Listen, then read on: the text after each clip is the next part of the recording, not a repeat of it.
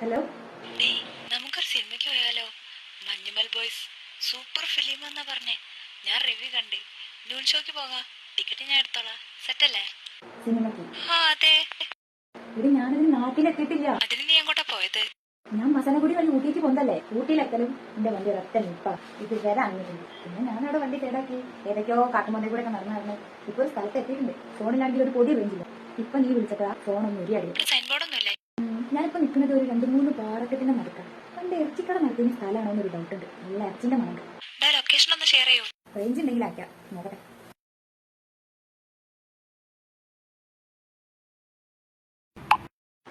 Range പോയി.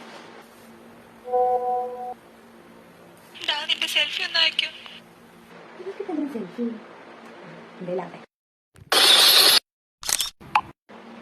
അപ്പോഴേക്കും അത് സ്റ്റാറ്റസും വെച്ചു. ആ ചിരിയും മാഞ്ഞു പോയി ആദരാഞ്ജലികൾ. ഇത് ദുഷ്ട കള്ള പന്നി. ഇതിനായിരുന്നു എന്നോട് സെൽഫി വെച്ചാൽ വന്നത്.